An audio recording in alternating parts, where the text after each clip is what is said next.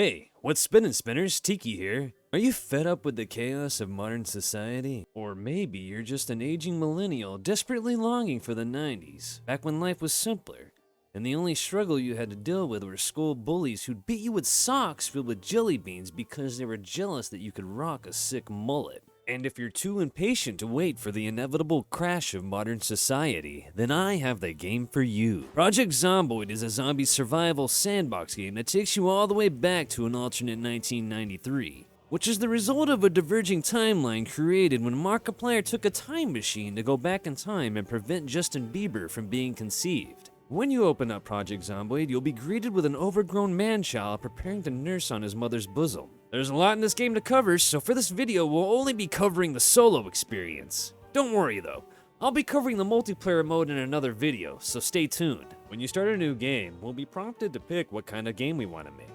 I'm going to choose to ignore the first three and go straight into a custom sandbox.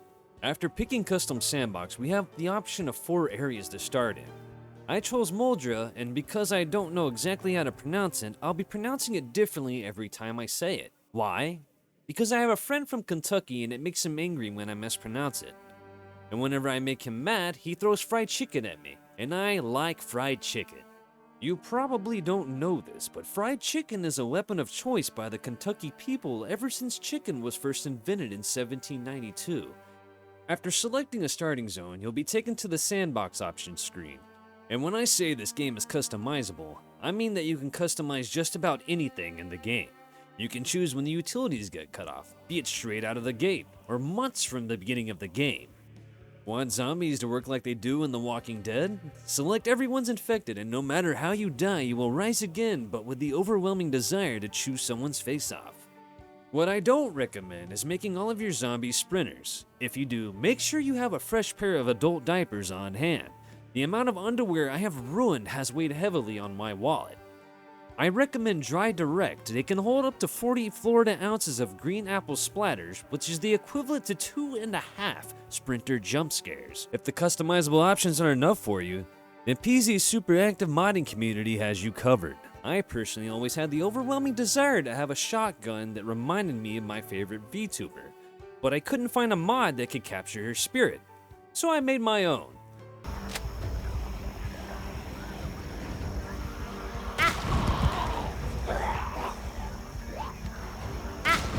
Like I said before, this game has a lot to cover, so I'll share with you a couple of stories from my experiences in the game. My first playthrough went about as well as most people's. I created a burger flipper and found myself in a trailer. It seems that even in a video game setting, I can't escape the asphyxiating grip of poverty. After sliding my wiener into a hot oven, I quickly inspected my surroundings to see exactly what tools I had to work with. There was little to nothing in my trailer except for a pair of tweezers, which worked real well in retrieving my insignificant wiener. After gulping down the hot, thick sausage, I set out into the eerie fog that had blanketed my surroundings and began scavenging for whatever I could find. As I looked through the back of a station wagon for weapons or food, I was approached by what I perceived as an influencer who had mistaken me for a homeless person. After denying to be in their video for clout, I took his jacket and went on my merry way. However, after a few more influencers approached me, I started to get the sneaking suspicion that these may not actually be influencers, and I may in fact be in the middle of a zombie apocalypse. In a panic, I made my way further out from my trailer, and it seemed no matter where I ran to, there was never really an area devoid of these shambling undead. Deciding that I was tired of running, I made my stand against a small group of them.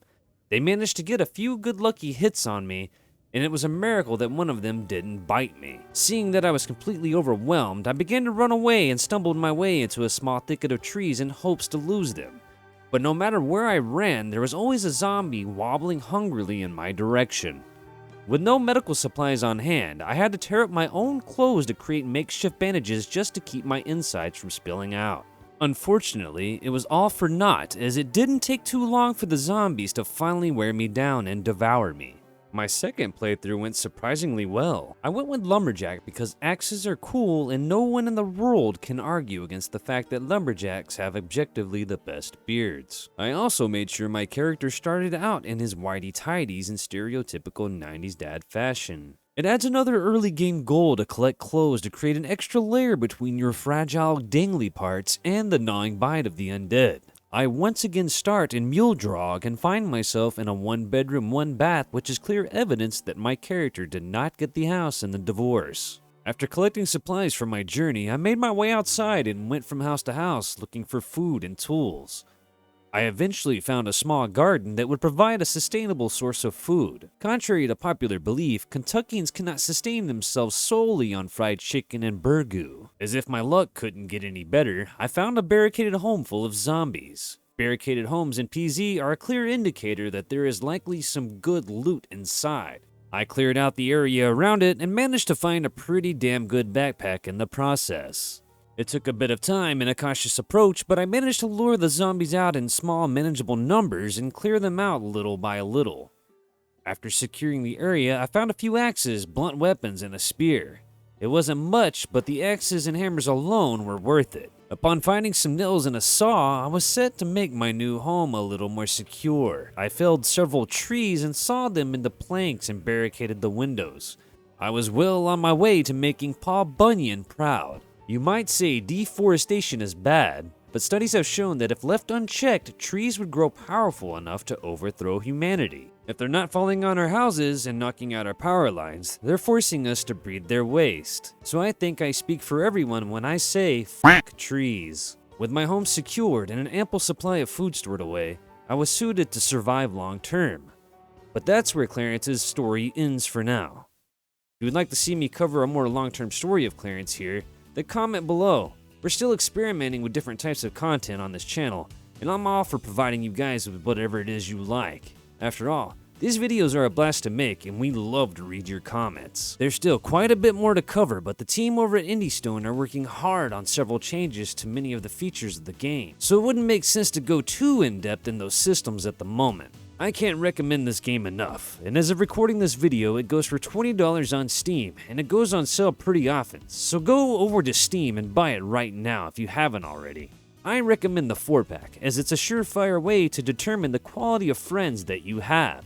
After all, if they refuse to play Project Zomboid with you, are they truly worth being friends with in the first place? Between you and me, the answer is no. Anyway, that just about wraps up this video. If you want to support the channel, check out the All Spun Out Etsy store for all your 3D printing needs. Thanks for sticking around, and until next time, keep spinning.